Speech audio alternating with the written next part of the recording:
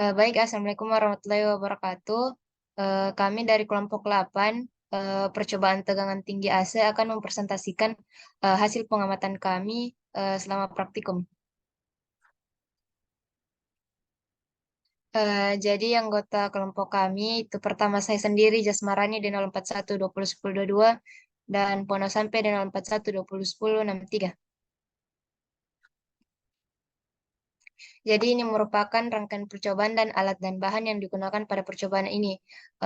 Di atas merupakan gambar rangkaian percobaan, di mana pada percobaan ini ada tujuan, ada dua yang dipercobakan. Yang pertama itu eh, pembangkitan dan pengukuran tegangan tinggi AC, di mana sela bolanya dirubah-rubah, sedangkan pada sebab kedua itu kita ingin mengetahui efisiensi, di mana perbedaannya dengan rangkaian yang sama, sela bolanya dibuat konstan dan elektrodanya dirubah-rubah. Di sini komponen-komponen yang digunakan yang pertama ada peak voltmeter AC, eh, yang kedua ada HV9105 sebagai transformator uji, yang ketiga ada HV9121 charging resistor,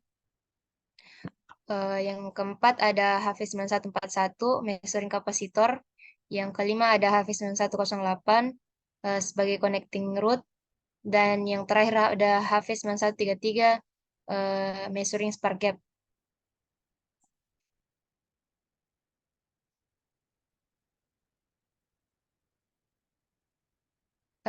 Jadi sebab pertama itu mengenai pembangkitan dan pengukuran tegangan tinggi AC.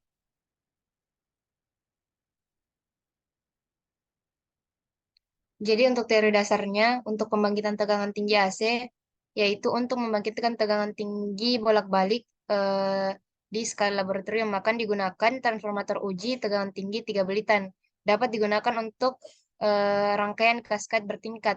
Jenis transformator ini memiliki perbandingan belitan yang sangat besar antara belitan tegangan tinggi H dan belitan tegangan rendah atau eksitasi E. Next. Dan yang kedua, pada sebab satu ini untuk mengukur nilai puncak tegangan tinggi AC.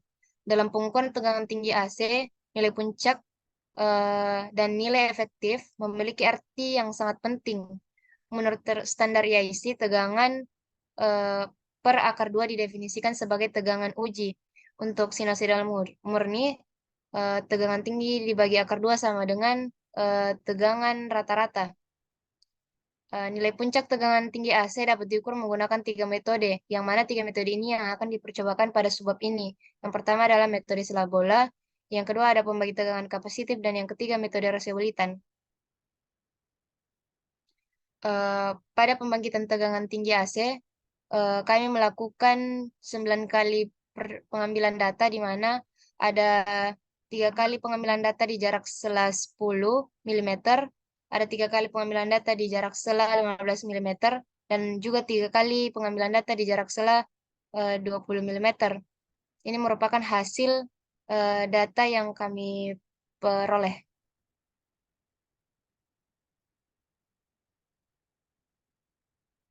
Eh, Lalu untuk di bagian pengukuran tegangan tinggi AC dianalisis untuk metode sela bola, di mana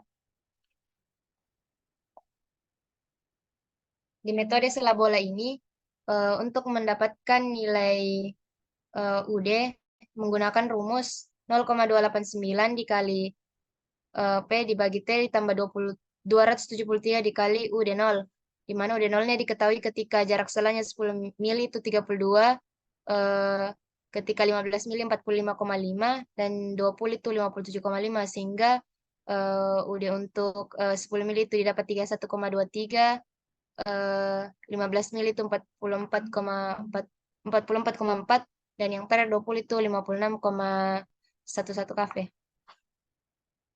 Next. Dan yang kedua, dengan metode pembagi tegangan kapasitif. Jadi eh, dari percobaan kali ini pada percobaan kali ini digunakan metode pembagi tegangan kapasitif. Jadi data yang kami gunakan adalah data yang diperoleh dari eh, pembangkitan tegangan tinggi AC, di mana rata-rata dari ketiga datanya merupakan nilai dari metode pembangkitan tegangan kapasitif, di mana jarak sela 10 yaitu 29,09, jarak sela 15 mm itu 42,29, dan jarak sela 20 itu 56,11.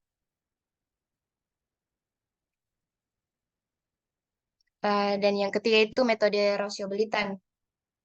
Eh, yang mana pada jarak sela 10 mili, eh, tegangan tegangan puncak rata-ratanya didapatkan 29,52, jarak sela 15 didapatkan tegangan puncak rata-ratanya 43,71, dan di jarak sela 20 milimeter didapatkan nilai 58,81.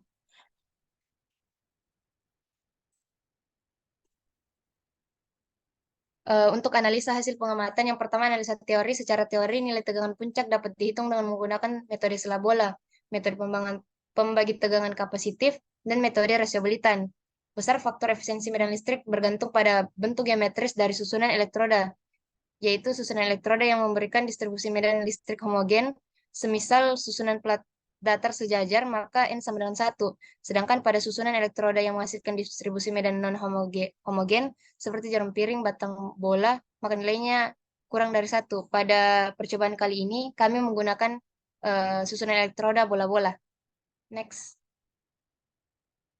Untuk analisa praktik, untuk membangkitkan tegangan tinggi bolak-balik di laboratorium, maka digunakan transformator uji tegangan tinggi 3 belitan. Dapat digunakan untuk rangkaian bertingkat kasket. Pada percobaan dilakukan 3 kali pengambilan data dengan jarak sela 10 mili, 15 mili, dan 20 mili. Dari percobaan tersebut diperoleh bahwa perubahan jarak sela akan terjadi kenaikan tegangan sebesar kurang lebih 10 kV. Hal ini berarti bahwa nilai tegangan puncak berbanding lurus dengan jarak sela. Next. Ini merupakan grafik dari ketiga metode yang telah yang telah dianalisis, di mana garis merah merupakan nilai dari metode sela bola, garis putih merupakan metode dari rasio Belitan, dan yang garis hijau merupakan metode pembagi tegangan kapasitif. Jadi untuk kesimpulan subbab 1, yang pertama, teknik pembangkitan tegangan tinggi AC dapat dilakukan dengan menggunakan transformator uji dengan perbandingan belitan yang sangat besar antara belitan tegangan tinggi H dan belitan tegangan rendah atau eksitasi E. Dan yang kedua, teknik pengukuran tegangan tinggi AC dapat dilakukan dengan beberapa metode, yaitu metode sela bola, metode pembagi tegangan kapasitif, dan metode rasio belitan, di mana dari grafik tadi dapat kita ketahui dari ketiga metode ini nilai yang kita dapatkan eh, hampir mirip dan tidak terlalu jomplang. Sekian dari saya serahkan ke Pono. Baik, terima kasih Jaswarani. Untuk pembahasan selanjutnya yaitu sebab 2, adapun judul percobaannya yaitu faktor homogenitas medan listrik pada beberapa bentuk geometri elektroda. Adapun tujuan daripada percobaan ini yaitu diharapkan mampu menentukan besar efisiensi medan listrik dan mengetahui pengaruh bermacam-macam konfigurasi susunan elektroda bentuk geometri yang berbeda-beda. Kemudian untuk teori dasarnya sendiri yaitu besar faktor efisiensi medan listrik pada berbagai konfigurasi susunan elektroda dengan bentuk geometri tertentu telah didefinisikan oleh Schweger pada tahun 1922 sebagai berikut, di mana efisiensi itu bisa dirumuskan sebagai perbandingan antara kuat medan listrik rata-rata dibagi dengan kuat medan listrik lokal maksimum. Dan kuat medan listrik rata-rata ini sendiri merupakan hasil daripada tegangan tembus dibagi dengan jarak sela. Kemudian untuk tegangan tembus itu bisa dirumuskan sama dengan kuat medan listrik lokal maksimum dikali dengan jarak sela dikali dengan efisiensi. Dan pada saat tembus, di mana kuat medan listrik maksimum ini sama dengan kuat medan listrik saat tembus, sehingga tegangan tembus itu dapat dirumuskan sama dengan kuat medan listrik saat tembus dikali dengan jarak sela dikali dengan efisiensi, di mana pada susunan elektroda keping sejajar distribusi medan listriknya homogen sehingga besar medan listrik maksimal sama dengan medan listrik rata-rata. Sebaliknya pada distribusi medan listrik non-homogen akan terdapat kuat medan listrik lokal pada daerah tertentu yang nilainya lebih besar dari kuat medan listrik rata-ratanya, sehingga efisiensinya akan menjadi lebih kecil. Kemudian selain daripada slide sebelumnya untuk menentukan faktor efisiensi, kita juga dapat menentukan faktor efisiensi secara empiris dengan menyatakan efisiensi sebagai fungsi dari satu atau dua besaran karakteristik geometris susunan elektroda P dan Q, di mana berdasarkan pada buku faktor efisiensi geometri yang ditulis oleh Schweger di halaman pertama, P itu sama dengan jarak sela ditambah jari-jari dibagi dengan jari-jari, dan Q itu sama dengan R besar dibagi dengan R kecil, di mana S di sini sama dengan jarak sela dalam sentimeter, dan R besar serta R kecil di sini adalah jari-jari elektroda dalam sentimeter, di mana R kecil lebih kecil daripada R besar. Saat kita mendapatkan nilai P dan Q di sini, nilai dari efisiensi merupakan fungsi daripada P dan Q tersebut untuk bermacam-macam susunan elektroda yang nantinya dapat dilihat pada buku faktor efisiensi geometri elektroda menurut Schweger. Dan hasil daripada efisiensi ini dapat dilihat daripada kurva Schweger. Adapun kurva Schweger pada gambar ini lebih jelasnya di mana ketika nilai P semakin besar maka efisiensi itu akan menurun. Efisiensi medan listrik akan menurun. Kemudian tegangan tembus seperti yang dijelaskan pada sebelumnya bahwa tegangan tembus itu sama dengan kuat medan listrik saat tembus dikali dengan jarak sela dikali dengan efisiensi. Sehingga ketika kita mengetahui efisiensi daripada suatu susunan elektroda pada jarak sela tertentu dan kita telah mendapatkan tegangan tembusnya, maka kita dapat menghitung kuat medan tembusnya, di mana kuat medan tembus itu sama dengan tegangan tembus dibagi dengan jarak sela dibagi dengan efisiensi yang bisa kita dapatkan daripada kurva Schweger yang menunjukkan bahwa efisiensi merupakan fungsi daripada P. Kemudian untuk pelaksanaan percobaan, adapun pelaksanaan percobaannya dilakukan sesuai dengan percobaan pada tekanan tinggi AC, di mana gambar rangkaiannya sama seperti pada teknik pengukuran pembangkitan dan pengukuran tegangan tinggi AC, hanya pada faktor homogenitas pada berbagai macam konfigurasi di sini yang membedakan, yaitu pada measuring spare gap itu digunakan 7 konfigurasi elektroda, di mana konfigurasi elektrodanya di sini yaitu piring-piring, bola-bola, kemudian batang-batang, jarum-jarum, jarum piring, batang piring, dan bola piring. Di mana untuk diameter daripada elektroda ini sendiri yaitu 5 cm dengan jarak sela yang tetap yaitu sebesar 15 mm, atau jika dikonversikan ke dalam cm maka besarnya sama dengan 1,5 cm. Setelah itu maka dari meja kontrol kita akan mengatur tegangan input yang diberikan kepada belitan primer sehingga nanti mencapai tegangan tembus daripada setiap susunan elektroda, dan tegangan tembus ini dilakukan sebanyak 3 kali pengambilan data untuk setiap konfigurasi elektroda. Adapun data yang kami dapatkan setelah pengujian adalah sebagai berikut.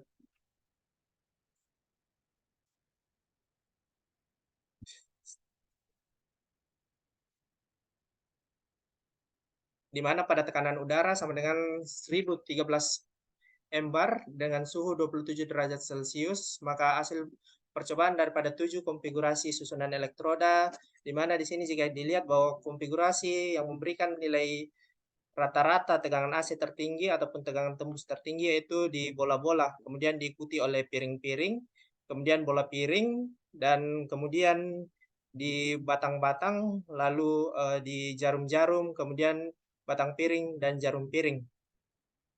Kemudian untuk perhitungan data hasil percobaannya di sini, perhitungan data hasil percobaannya di sini menggunakan karakteristik dari setiap geometri, di mana di sini kita menentukan nilai tegangan tembus udara selama percobaan, di mana hasilnya itu yaitu dengan mencari nilai yang memiliki tegangan tembus pada susunan elektroda, yaitu susunan elektroda bola-bola, di mana didapatkan nilai efisiensi medan listrik pada susunan tersebut, yaitu dengan menghitung P dan Q sebagai karakteristik daripada geometrinya, di mana P-nya itu sama dengan jarak sela ditambah dengan jari-jari dibagi dengan jari-jari.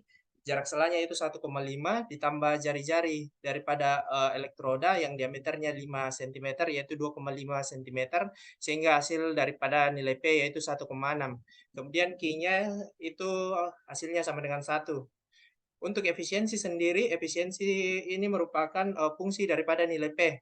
Sehingga jika kita lihat nilai P yang bernilai 1,6, jika kita lihat pada tabel Schwager, maka itu menghasilkan nilai sekitar 0,85 dari kurva Schwager. Sehingga setelah kita mendapatkan nilai efisiensi ini, kita dapat menghitung nilai medan listrik udara saat percobaan, di mana di situ ini merupakan susunan elektroda bola-bola sehingga kita mengambil tegangan tembus pada susunan elektroda bola-bola yaitu 42,29 dan S-nya yaitu 1,5, kemudian efisiensinya di atas yaitu 0,85 sehingga nanti kita akan dapatkan tegangan medan listrik udara pada saat percobaan yaitu 33,17 kV per cm.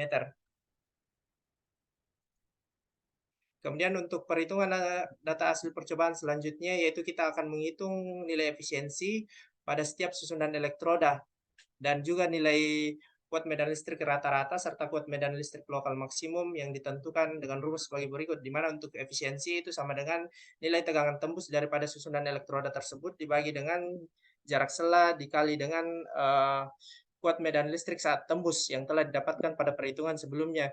Di sini untuk kuat medan listrik rata-ratanya yaitu tegangan tembusnya dibagi dengan jarak selanya. Untuk kuat medan listrik lokal maksimumnya itu sama dengan kuat medan listrik rata-rata dibagi dengan efisiensi. Di sini jika kita hitung sesuai dengan rumus di atas, maka efisiensi akan kita dapatkan yaitu pada bola-bola sebesar 0,85, piring-piring 0,82, batang-batang 0,59, jarum-jarum 0,48, jarum piring 0,38, dan batang piring 0,48, serta bola piring yaitu 0,79.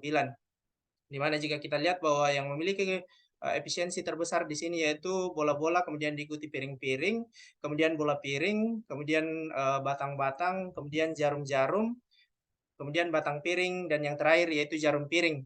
Adapun untuk adapun untuk medan listrik rata-ratanya yaitu piring-piring sebesar 27,12, bola-bola 28,19, batang-batang 19,61, jarum-jarum 16,02, jarum piring 12,59, batang piring 15,92, dan bola piring 26,29. Untuk medan listrik lokal maksimumnya dapat dihitung daripada kuat medan listrik rata-rata dibagi dengan efisiensi, sehingga di sini didapatkan rata-rata seluruhnya itu nilainya hampir sama yaitu 33,17 kV per cm.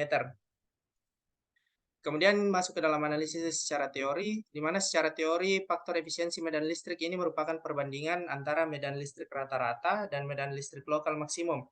Distribusi medan listrik homogen memiliki besar EM itu sama dengan R sehingga efisiensinya itu akan bernilai 1. Sebaliknya pada distribusi medan listrik non-homogen akan terdapat kuat medan listrik lokal yang lebih besar daripada kuat medan listrik rata-ratanya, sehingga efisiensinya itu akan bernilai kurang daripada 1. Besar faktor efisiensi medan listrik bergantung pada bentuk geometri daripada susunan elektroda itu sendiri, yaitu untuk susunan elektroda yang memberikan distribusi medan listrik homogen, semisalnya susunan plat datar sejajar, maka efisiensinya itu sama dengan 1, sedangkan pada susunan elektroda yang menghasilkan distribusi medan listrik non-homogen seperti jarum piring, batang bola, maka nilai efisiensinya itu bernilai kurang daripada 1. Sedangkan jika dianalisis secara praktek sesuai yang telah dilakukan, penentuan faktor efisiensi medan listrik ditentukan secara empiris dengan menyatakan efisiensi sebagai fungsi dari satu atau dua besaran karakteristik geometris susunan elektroda P dan Q melalui data pengamatan. Terlihat bentuk susunan elektroda itu sangat mempengaruhi nilai efisiensi medan listrik. Elektroda yang memiliki ujung yang tajam seperti jarum dan permukaan yang membentuk sudut lengkung seperti batang-batang maupun piring, permukaan yang membentuk sudut lengkung ini akan membuat medan listrik lokal maksimum lebih besar pada daerah tersebut dibanding daerah lain sehingga nilai efisiensinya lebih kecil dibanding dengan bola-bola. Kemudian dari persamaan karakteristik susunan elektroda P terlihat bahwa jika nilai S kita ubah-ubah, semakin besar jarak nilai S antara bola, maka faktor Schwager ataupun faktor efisiensi akan semakin kecil, yaitu bidang menjadi semakin tidak homogen ataupun tidak seragam. Kemudian untuk grafik hasil percobaannya dapat kita lihat pada slide bahwa pada tekanan udara 1013 embar dan suhu 27 derajat Celcius, jari-jari 5 cm, kemudian jarak sela 15 mm. Itu untuk piring-piring memiliki efisiensi 0,82, kemudian bola-bola 0,85, batang-batang 0,59, jarum-jarum 0,48, jarum piring 0,38, batang piring 0,48, bola piring 0,79. Jika kita lihat di sini bahwa susunan elektroda yang sama bentuknya tidak selalunya memberikan efisiensi yang lebih besar, tetapi tergantung daripada bentuk geometri daripada susunan elektroda tersebut. Misalnya di sini yang sama bentuknya itu jarum-jarum, tetapi efisiensinya itu tetap kecil karena jarum-jarum pada ujungnya membentuk runcing, sehingga itu akan mempengaruhi faktor efisiensi di mana pada ujung runcing tersebut akan mudah terbentuk medan listrik lokal maksimum yang lebih besar daripada medan listrik rata-ratanya. Sedangkan untuk bola piring, piring-piring, batang-batang di sini relatif, yaitu untuk nilai efisiensi terbesar yaitu di bola-bola. Sedangkan di sini juga kita dapat lihat bahwa pada bola piring, di mana di sini bentuk susunan elektrodanya itu tidak sama, tetapi memberikan nilai efisiensi yang lebih besar dibanding dengan batang-batang dan jarum-jarum, di mana efisiensinya itu 0,79. Ini mengapa? Karena bentuk permukaannya itu sangat baik dan sangat sulit untuk memusatnya suatu medan listrik lokal maksimum. Dan di sini membuktikan bahwa tingkat homogenitas bola piring itu lebih besar daripada tingkat homogenitas daripada batang-batang maupun jarum-jarum. Kemudian masuk ke dalam kesimpulan. Di sini kesimpulannya yaitu yang pertama, faktor efisiensi medan listrik menurut Schweiger itu dapat ditentukan dengan dua persamaan, yaitu persamaan pertama antara perbandingan medan listrik rata-rata dengan medan listrik lokal maksimum. Dan persamaan yang kedua yaitu melalui faktor efisiensi yang dapat ditentukan secara empiris dengan menyatakan efisiensi sebagai fungsi dari satu atau dua besaran karakteristik geometri susunan elektroda P dan Q, di mana fungsi efisiensi itu merupakan fungsi daripada P, dapat dilihat nilainya pada kurva Schweiger yang telah dilihat pada slide sebelumnya. Dari persamaan dua dapat dilihat bahwa semakin besar jarak selah antar elektroda, dalam hal ini bola-bola, maka faktor Schweiger akan semakin kecil. Artinya faktor efisiensi akan semakin kecil, yaitu bidang ataupun kuat medan listrik akan menjadi semakin tidak homogen atau tidak seragam. Kemudian susunan elektroda yang memiliki bentuk geometri yang sama tidak selalunya memberikan nilai efisiensi medan listrik yang besar, tetapi tergantung pada bentuk geometri elektroda itu sendiri, di mana elektroda dengan bentuk geometri yang memiliki ujung yang tajam, permukaan yang membentuk sudut lengkung yang ekstrim seperti jarum dan batang, akan membuat medan listrik lokal maksimum lebih besar pada daerah tertentu dibandingkan dengan daerah lain, sehingga nilai efisiensinya lebih kecil, ataupun dengan kata lain distribusi medan listriknya semakin tidak homogen. Kemudian untuk susunan elektroda yang memiliki efisiensi yang tinggi akan membuat tegangan tembus semakin tinggi.